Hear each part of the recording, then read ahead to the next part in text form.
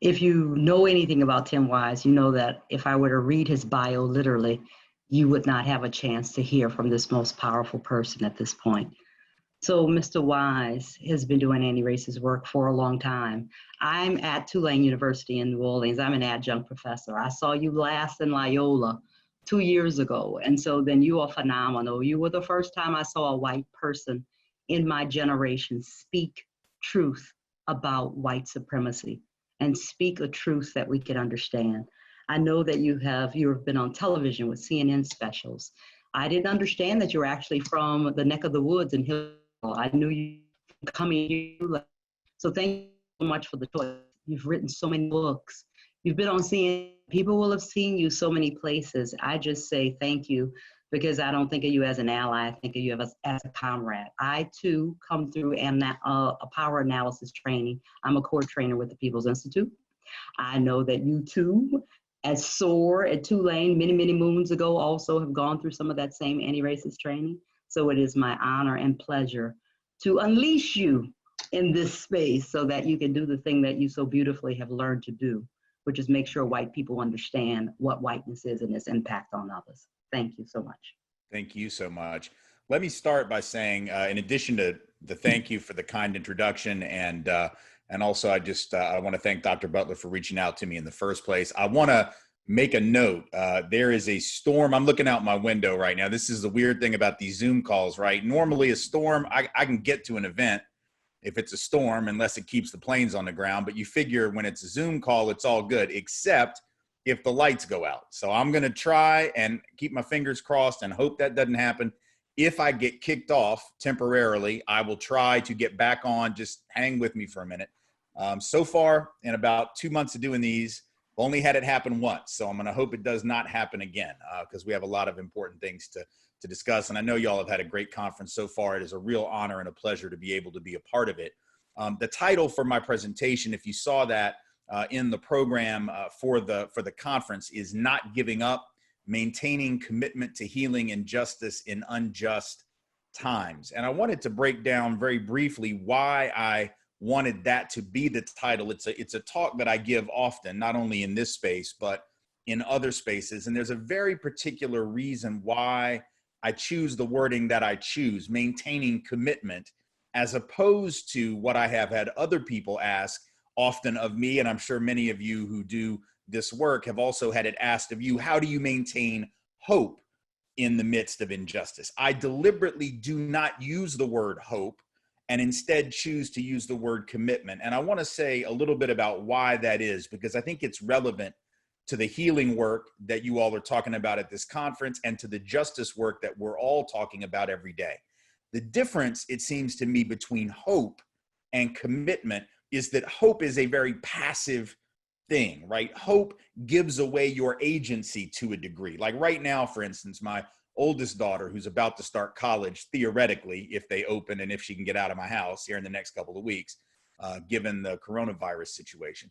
Right now, she has gone to see some friends in a socially distanced manner with masks, of course, and she's driving to the house where they're going to be sitting around socially distanced. I hope that she gets there safely.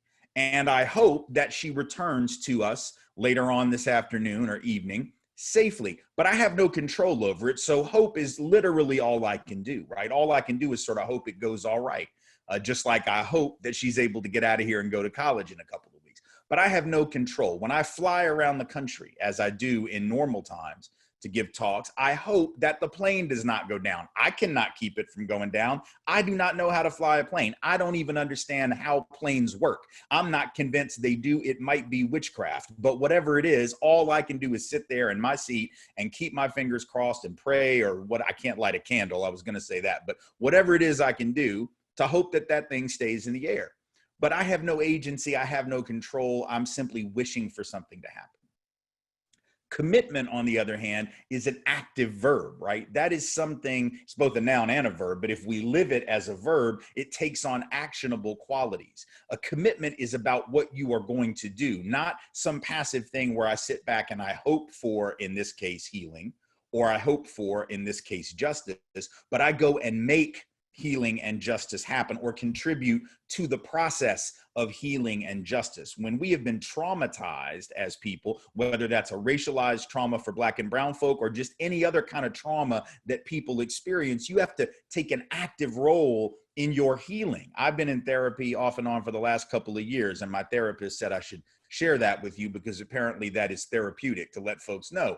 I think therapy is fantastic. It has been incredibly helpful, but I had to go and do that. I had to be able to sit and do the work. I couldn't just hope to heal from the traumas of my childhood and my upbringing and the things that had damaged me that was causing me to bring damage out into the world. I had to go through a process. I had to have a commitment to my healing, not simply hope for it.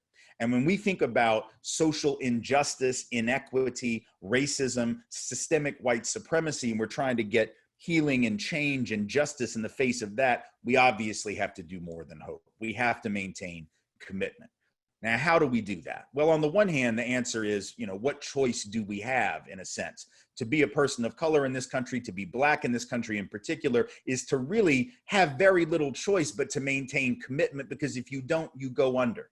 And in a week where we have, in the last 7 or 8 days here, lost C.T. Vivian, Reverend C.T. Vivian, and Congressman John Lewis, and just a couple months back, lost Reverend Joseph Lowry, 3 of the giants of the anti-racism and racial justice struggle. We obviously know we have all of us who look up to them and who revere their efforts over the years and the image that they created for us of what anti-racist work looks like, know that it would be a slap in the face of that history not to maintain commitment. So the easy answer is you just maintain commitment because there's no choice.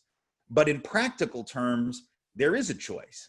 And people check into that choice more often than we might like to acknowledge, because when you're traumatized, when you are systemically marginalized, it can be incredibly taxing and tiring to get up yet again and fight the fight. Sometimes it's easier to check out.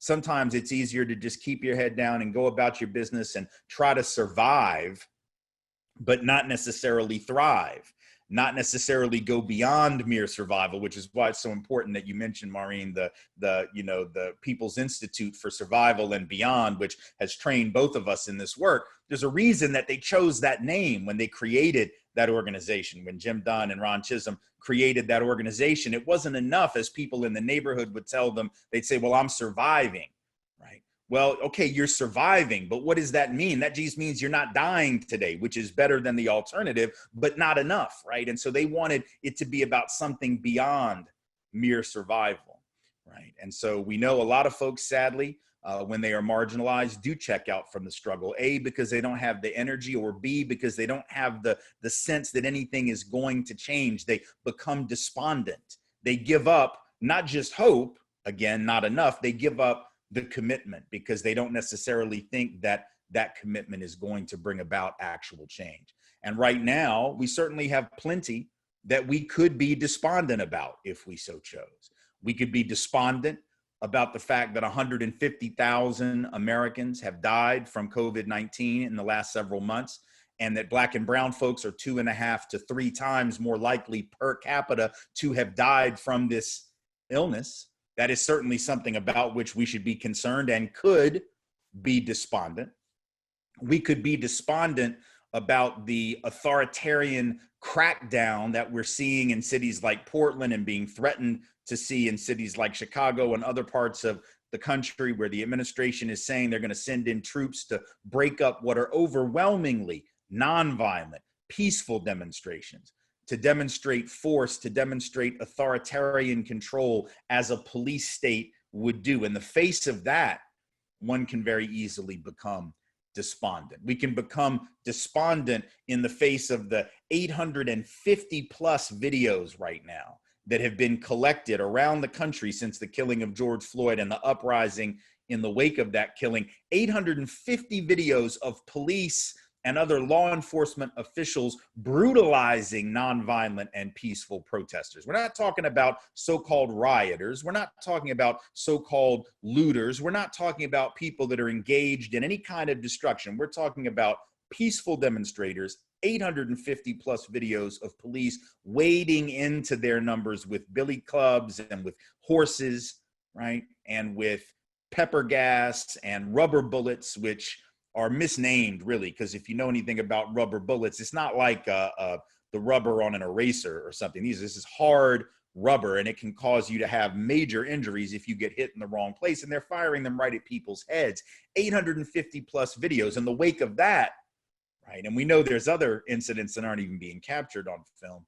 There's plenty of reason that we could grow despondent. We could grow despondent over the long-standing inequalities, not just the ones that we're focused on recently, but the long-standing inequalities that predate by many years, by many generations, by centuries, the administration of Donald Trump, and are going to be around long after him unless we do something. Inequities in wealth, inequities in income, inequities in health, inequities in education, inequities in the criminal justice system. These are not the creations of Donald Trump. They are not the creations of one political party. They are not the creations of this modern era. They are long-standing intergenerational systemic problems.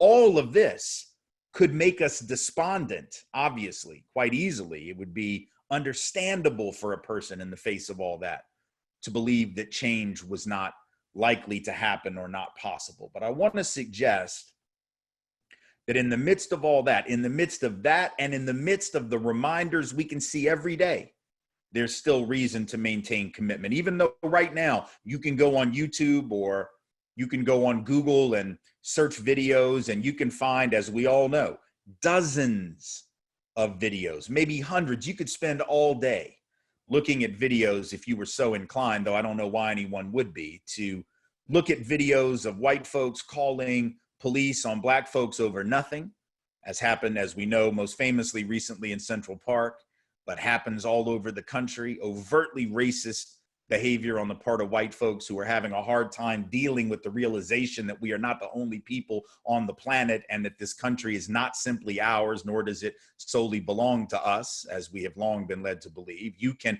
go on YouTube, you can go on Google, and you can find plenty of videos if you were inclined, though I don't know why you would be, because we all knew it even before the videos, watching people like Derek Chauvin with his knee in the neck of George Floyd for 8 minutes and 46 seconds. You can see Philando Castile after being shot in the Twin Cities a couple of years ago as he bleeds in the front seat before he dies. You can see Alton Sterling killed in Baton Rouge on camera by police. Tamir Rice killed in a park in Cleveland, 12 years old, with a toy gun, killed by police on camera. John Crawford III killed outside of Dayton, Ohio, around the same time by police on camera. No punishment for his killer. You can see all of those, and you can grow despondent in the face of that. And yet, even with all of that, I want us to acknowledge that there's also some opportunity in this moment. And we have to be prepared to take advantage of that opportunity, because if we're going to lose 150,000 of our fellow people in this country, if we're going to lose maybe at the end of this thing quite a bit more than that, I mean, that's where we are now. At the rate we're going right now, the estimates are we will probably lose at least 250,000 people by the time we get to the end of the calendar year, possibly 250,000 to 300,000 folks. If we get to 300,000, that would be more than all the Americans who died during World War II. We've already surpassed the other wars, with the exception of the Civil War and World War II combined. Right? So we may lose 250,000 people by the time this is done. If that's going to happen, and if we've already lost 150,000, even if that stopped tomorrow, we would need to be able to figure out some way to pull something out of that tragedy that could sustain us, right? To find some kind of, not really silver lining, but at least some way to redeem the loss of those 150,000 people, disproportionately, as we know, as I said, Black and brown folks. Right. And as a side note, don't we understand, I hope we do, I suspect you do, that if this had not been disproportionately affecting Black and brown folks, something would have been done. I hope we all are clear on that, right? If this illness had been disproportionately affecting people who look like me, if this illness had been disproportionately killing white folks, especially white folks with a little bit of money, especially white folks that were in the prime of their lives, especially white folks who were healthy generally, as opposed to those who have pre-existing conditions, if this illness was disproportionately killing younger, healthier, more affluent white people, we would have shut everything down, and nobody would be talking about opening it back up. Nobody would be talking about, oh, I want to go to Costco without a mask because it's tyranny if you don't let me. And I need to go back to Olive Garden and get the bottomless breadsticks and salad. Nobody would be talking about opening anything. We would have shut everything down. We would be printing money and we would be sending people checks. That's what we would do if it was hitting people like me. But because it's disproportionately hitting Black and brown folks, right? There are a bunch of white folks with guns and camouflage that want to go to the state capitol in Michigan, go to the state capitol in Ohio, go to the state capitol in Texas, go to the state capitol in California, where have you, and act as if it is authoritarian to keep the economy closed. We got to open back up. It's freedom.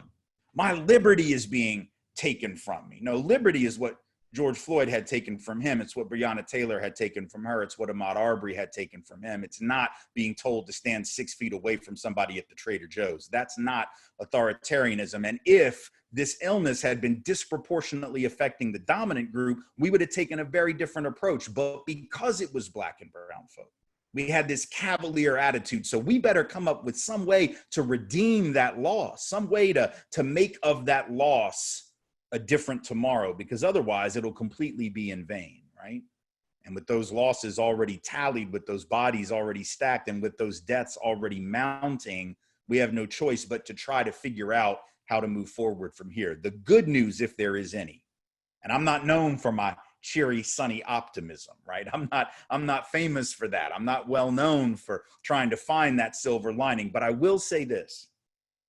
I do think in this moment, there is an opportunity. There is a window that has been opened. And let me be clear, it has been opened because of the commitment, the hard work, and the genius of Black and brown peoples, organizers, disproportionately young folks in the streets of this country and in community after community after community to whom I look up, in spite of the fact that in many cases they're young enough to be my children, right? People who were doing the hard work, doing the work that John Lewis did 60 years ago in the early days of the sit-in movement here in Nashville, where I live, and where we remember his efforts, and Diane Nash and James Lawson and all of the folks who were involved in that struggle. Young people, just like in those days, doing the hard work now. And those of us who are a little older owe them a huge debt of gratitude. And because of their work, this window has been open, and we see right now the largest racial justice uprising in the history of the country. Now, be honest, go back to March when we started shutting down the economy in various parts of the country, perhaps more so than others. Go back to April when we were still in the earlier days of this lockdown culture that we find ourselves in right now. If somebody had told you at the end of March or maybe mid-April, around that time, that by the time we got into the late days of summer, we would be in the middle of the largest racial justice uprising in American history, that millions, literally, of people would have poured into the streets, and not just in the usual places where you expect them, but in small towns and in suburban areas and even in rural communities. Would you have thought they had lost their mind? Because I would have. I mean, I was sitting around in March and April, and we were all thinking about the COVID-19 crisis. And we were thinking about, if anything, how are we going to organize for justice when we're all locked in our houses? We're trying to figure out how we were going to do that. What in the world is going to allow us to even connect, right? Trying to figure out creative ways of connecting. And we did that, many of us. You know, we've learned how to use this technology reasonably well and learn how to try to stay in touch. But the idea of an in the street movement in March or April would have seemed outrageous, I think, to most people. And yet here we are a couple of months later, because of the tragic murder of George Floyd in Minneapolis, and of course the killing as well, the murder of Breonna Taylor in Louisville, and the vigilante killing of Ahmaud Arbery in Georgia, as well as just the cumulative weight of all of these deaths over the years. Here we are in the middle of this uprising. And in the midst of this uprising, I try to remain hopeful in spite of my cynicism that some of my people who have been hitting the snooze button on the alarm clock for a very, very long time, because we could, perhaps have finally woken up and gotten out of bed. And so you look around and you see millions of white folks in the streets, right, demanding that Black Lives Matter. All of a sudden, that phrase itself, which was so divisive just a couple of years ago in the minds of white folks, wasn't divisive inherently. It wasn't itself divisive, but white folks decided it was divisive, I suppose. White folks decided that it was a divisive thing. And now all of a sudden, in just what, like 6 months' time, right? From the last time it was probably polled sometime maybe early in the year or late last year to now, you've seen this massive increase in the number of white folks that are willing to embrace not only the slogan, but what is behind the slogan. And all of a sudden, this conversation about racial justice is front and center, even with millions of white folks. Now, like I said, I am cynical about this. I shouldn't say cynical. I am skeptical. Try not to be cynical. There's a difference between the two, but I have been white a very long time. I will have been white 52 years here in a couple of months. That is long enough to know that the temptation to hit the snooze button is very strong.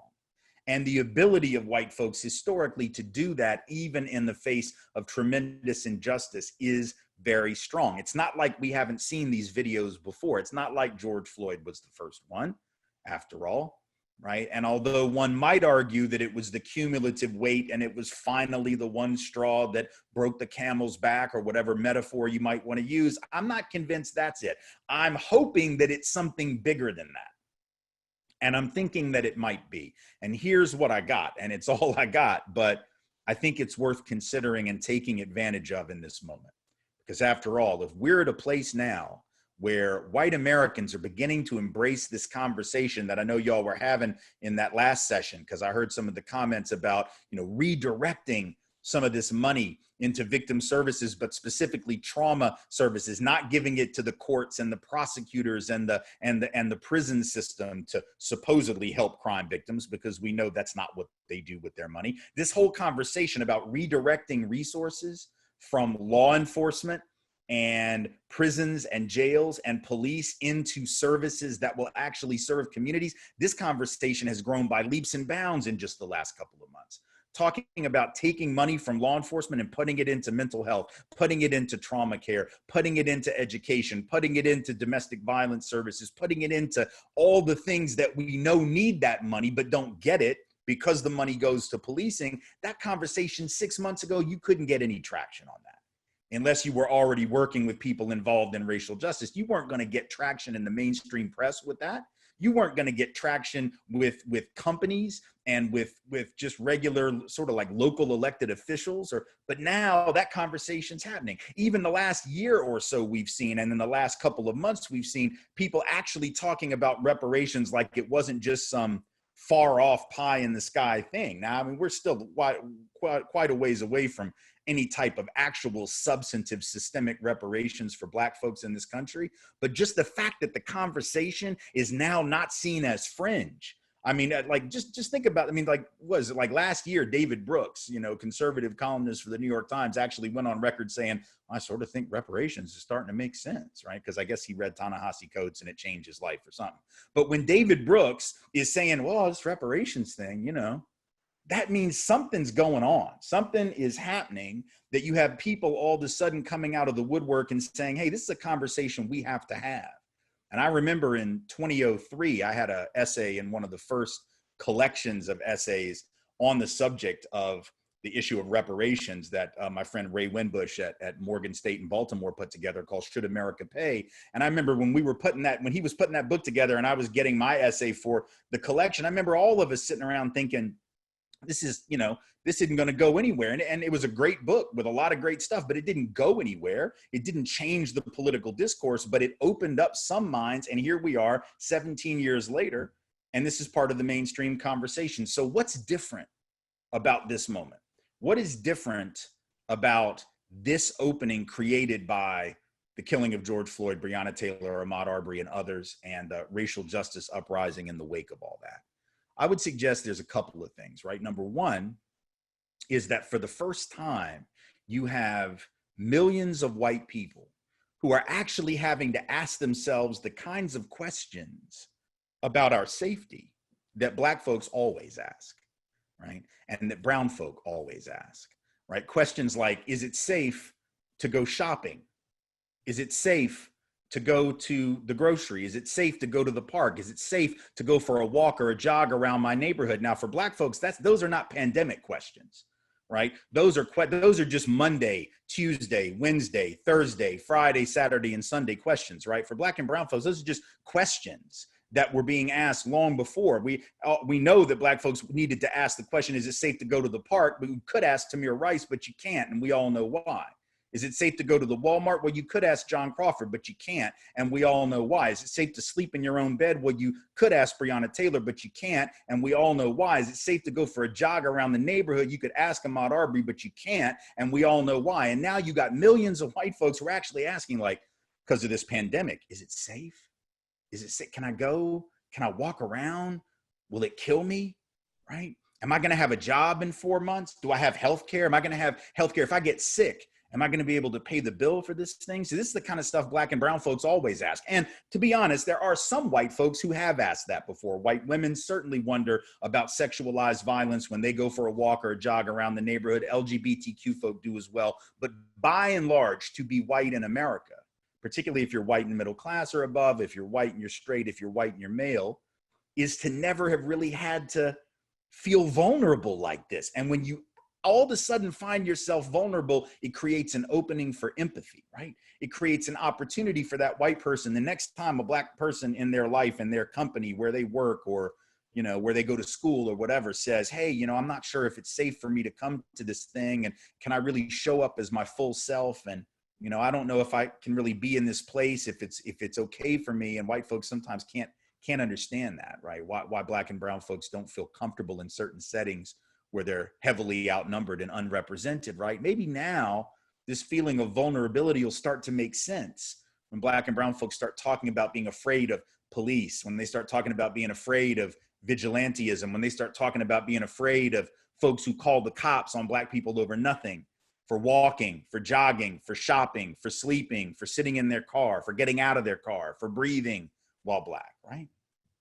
So that vulnerability allows a potential opening for empathy. And we have to take advantage of that because that window can close just as easily. The second thing is that we have this moment of what Derek Bell, the late, great brilliant legal scholar Derek Bell, who was at Harvard for many, many years and then went to NYU Law School, where he taught, and he died several years ago. But Derek Bell had this theory of interest convergence that he talked about in the course of his work for the last 25, 30 years of his work. It was a big part of his work.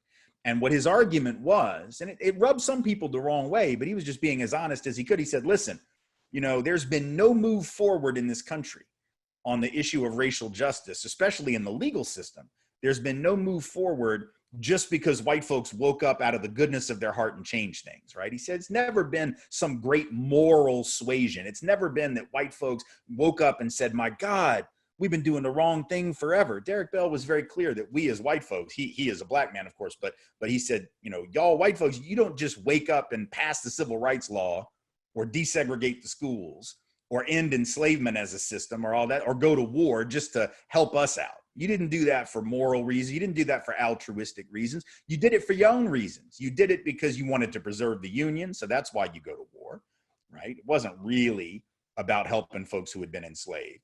You have the Supreme Court rule in Brown v. Board that separate but equal is not legitimate anymore and segregation has to fall. But you didn't really do that because you all of a sudden believed in true integration of resources and or bodies. You did it because we were in the middle of a Cold War with the Soviet Union and you're trying to put on a good face for the world, because you're trying to convince all these countries that are coming out from under the boot of colonialism and fighting colonialism at that time that your model, your Western capitalist model, is preferable to the Soviet model. How are you going to do that if you have the boot on the neck, literally, of millions of your fellow countrymen and countrywomen? So you have to put on a pretty face and do some reforms just so you can maintain the system as it is. He said, now that's not, in his mind, a reason not to have done those reforms. He just wanted us to understand it wasn't because of some great moral suasion. It was because of practical interest convergence. The needs of Black people happened to coincide in that moment with the needs of the broader country, and that's why stuff got done. And right now in this moment, I would suggest, and I had this conversation with Dr. Bell's widow, who is a brilliant scholar in her own right, yesterday. We were talking about this. She was interviewing me for an event she's doing next week. And, you know, she was very heartened to hear that this notion of interest convergence is still having play within the anti-racism community, because it's such an important one. You know, it's such an important one. And how is it right now that interest convergence plays out? Well, think about this. So you have millions of white people feeling vulnerable, perhaps for the first time, right? Having to ask those questions that Black and brown folks have always asked. That alone provides some interest convergence. right? The need for security, the need for public health as a national priority, which is no longer just a need Black and brown folks have, it's a need white folks have. So that's one level. But here's the other piece. Imagine that you're a white person who has a immunosuppressed child, or you're a white person who has a spouse, a partner, a loved one of some kind who has diabetes and is therefore in a high risk group for COVID-19. Imagine that you are a little bit older and therefore vulnerable. Imagine that you're not necessarily older, but you love your grandparents and you really want them to keep living as long as possible. And you turn on the television and you see other white folks like you, maybe even some white folks from your community, maybe even some white folks that you know, going and demanding the reopening of everything, going to the Capitol with their guns and their camouflage and demanding a reopening and calling the whole pandemic a hoax and acting like it's all just made up to hurt Donald Trump. Now, if you're that white person, you yourself could be a Republican, you could be sort of conservative, you might have even voted for Trump in 2016, and yet you got to sit there, don't you, and think, wait a minute, hold on, whose team are these people on, right? Like, I thought they were on my team, but they're wanting to roll the dice, not just on Black folks' lives, which I might not have cared about historically, not just on brown folks' lives as they lock those children up at the border in cages, which I didn't really care about. They're willing to roll the dice on my grandma. They're willing to roll the dice on my immunosuppressed child. They don't love me either. Now, all of a sudden, I'm starting to think maybe they're not on my team. Maybe I'm on the team that the Black folks in the streets are on, talking about the need for guaranteed health care, talking about the need for public health as a right, talking about the importance of affordable health care and paid leave when you do have to shut the economy down, and talking about making sure that we take care of the community, not just have everybody out for themselves. So all of a sudden, there are a lot of white folks in this moment who might start to wonder about the dangers of this mentality that we've cultivated, because we have cultivated a mentality for hundreds of years of a hierarchy of human value, haven't we? And that hierarchy of human value was intended to put white folks at the top, Black folks down here. It was intended to put rich folks here and poor folks here, right? But what we're starting to learn is it didn't just do that. See, it also put healthy folks at the top and the sick at the bottom. It put younger folks at the top and older folks at the bottom. And here's the thing, you live long enough, you will get old. And if you live long enough, you will probably get sick. So when you create a hierarchy of human worth that says some people are worth more than other people, what ends up happening is you may think it's only going to affect those people on the other side of town, but it's going to come back and bite you on the ass. If not today, tomorrow. If not tomorrow, next week. If not next week, stick around. And in a couple of years, it's coming for you. Because once you create that mentality, you cannot contain that mentality in a small little space. It leaks out like toxic waste and poisons everything in its wake. So in this moment, you have millions of white folks who might start to wonder whether or not they're actually better off maintaining white domination. Is this privilege that we receive really worth it? Or does it create a society where ultimately the inequalities come back to get millions of us as well? I mean, maybe if you're rich enough, it won't.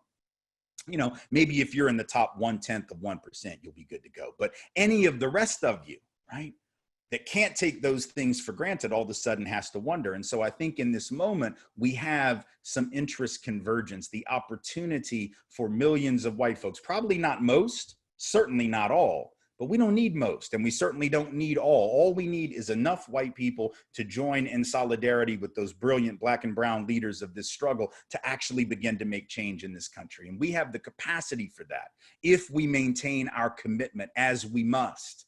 And let me just finish by saying, if you need any inspiration for being able to maintain that commitment, and whenever my, sort of cynicism begins to seep in, I think back to the opportunity that I had right after the election back in 2016. I was feeling all kinds of different ways, none of them good, and trying to figure out, in this moment of real crisis, what I was going to do, what we collectively in this struggle were going to do. And I went to DC, and eventually we'll all be able to travel again and go places, right? And when you do get the opportunity to go, as I did, you should, and you maybe already have, and if you have, you should go back, because I'm going as soon as I can, to the Museum of African American History and Culture in Washington. And I went there in between the election in 2016 and the inauguration day. And there were lots of us there all thinking the same thing, I think.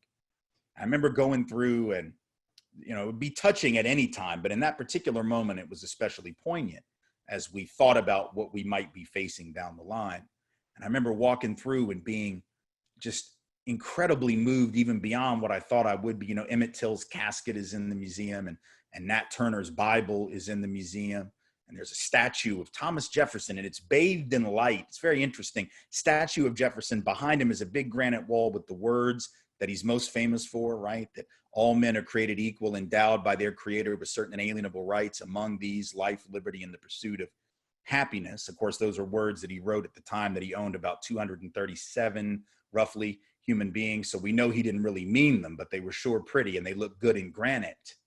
But I remember looking at that statue and I remember thinking, wait, what's that other wall right behind him? Because there's another wall behind him between him and the granite wall, and it's a wall that's made of brick. It's probably not brick. It's probably paper mache made to look like brick, but in any event, it is a brick wall, and on each brick is a name. And if you don't know what the names are, you can ask the docents or you can guess. It doesn't take a lot of guesswork to figure out that the names on the bricks are the names of the human beings that this man owned.